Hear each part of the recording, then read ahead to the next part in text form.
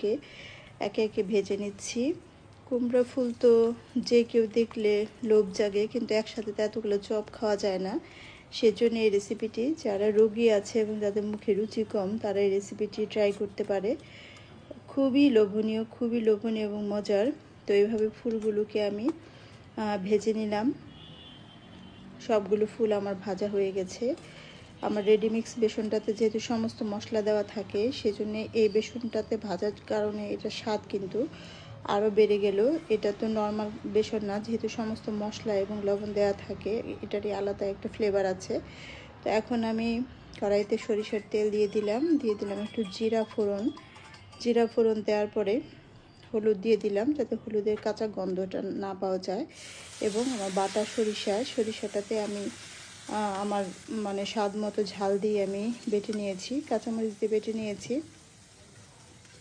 একটু গরম জল দিয়ে আমি সরিষাটাকে একটু কষিয়ে নেব, কারণ সরিষা খুব বেশি জাল করলে কিন্তু একটু তেতো ভাব লাগে, এবং ভালো মানের সরিষা হলে গন্ধই অন্যরকম হয়। দিয়ে দিলাম পরিমাণ মতো লবণ এবং একটু চিনি দিয়ে এটা ফুটে ওঠার পরে আমি ফুলগুলোকে একে একে ছেড়ে দিব।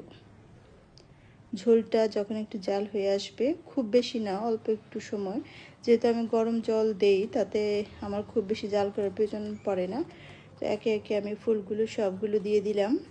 ফুলগুলো দেওয়ার পরে যেহেতু ঝোলটা একটু বেশি দেখা যাচ্ছে, এটাতে যেহেতু বেসন দিয়ে ভাজা হয়েছে, একটু ঝোল টেনে নেবে, একটু মাখা মাখা ভাব হবে।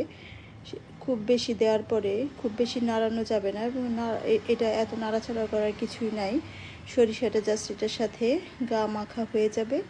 তো নামানোর আগে আমি আরেকটু কাঁচা সরিষার তেল দিয়ে দিলাম, যাতে সরিষার তেল এবং সরিষায় গন্ধটা দুর্দান্ত হয়। ইচ্ছে করলে এটার উপরে আরও কয়েকটা কাঁচামরিচ ছড়িয়ে দেওয়া যেতে পারতো। তো আমি যেহেতু ঝালে মাত্রাটা একটু বেশি দিয়েছি আর এটার প্রয়োজন পড়লো না, এখন একটু ঢেকে রাখবো। রাখাতে হবে কি, সরিষার তেলের গন্ধটা এটার মধ্যে বসে যাবে। আমার রান্না রেডি।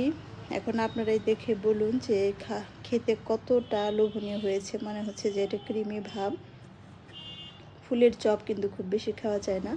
এটা যে 2 পিস হয় তাহলে কিন্তু 1 প্লেট ভাত অনায়াসে খেয়ে ফেলা যায়। তো রেসিপিটি আপনারা তৈরি করুন এবং খেয়ে দেখুন কেমন লাগলো। আবার নতুন রেসিপি নিয়ে চলে আসব।